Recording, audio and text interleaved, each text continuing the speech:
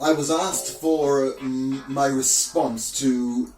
Jewish anti-Zionism, the Satmar and the Neturei Karta Hasidic groups who do not look and respect the state of Israel and do not recognize the state of Israel to be the legitimate voice or a reflection of any legitimacy of Judaism. And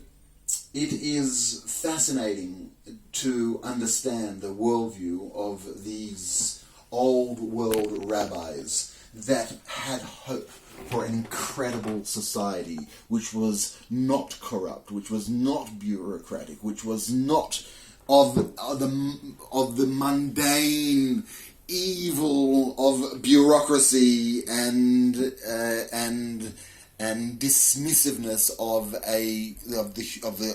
a human chain of governance, but something wonderful and something meaningful and some of deep connectedness and spirituality and service of something on high. Whatever it is that they tried to conceptualize, they did not want to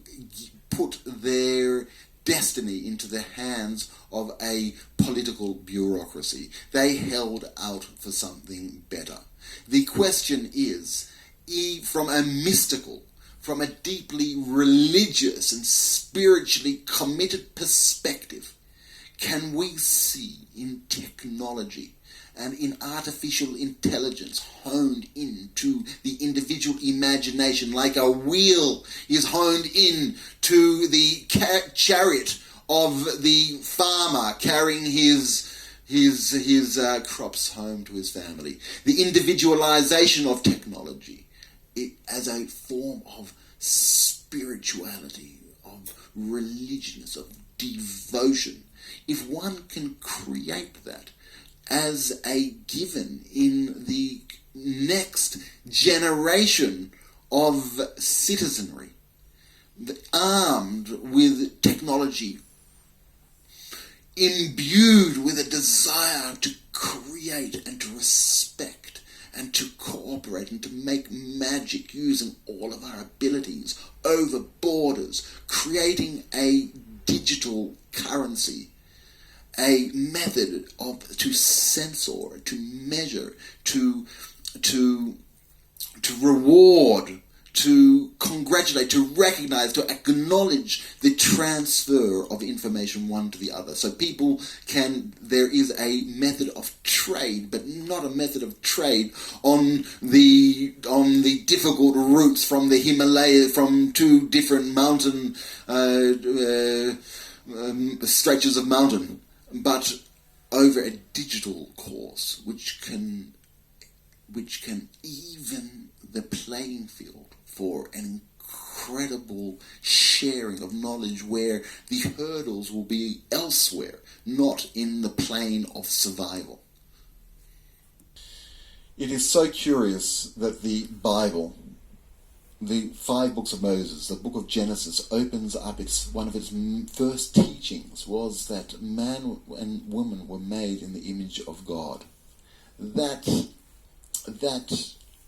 connection with infinity, with the very source of creation, as the very basis of the story, is really intuitive, and it is the basis of a claim that we should assert that our individuality is the very basis of human civilization, and this needs to be asserted so uncompromisingly. The burden of humanity is to decide to act in this way.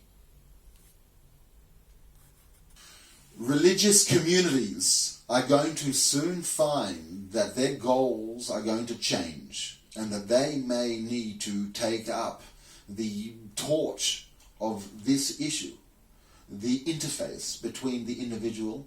and the state, And it may be sometime soon that the church, the mosque, and the synagogue and religious institutions will truly come back into vogue, fighting, struggling, but using this time the word, using articulation, using grammar, using everything that we know against the powers to dominate by the group. Even a small group, a company,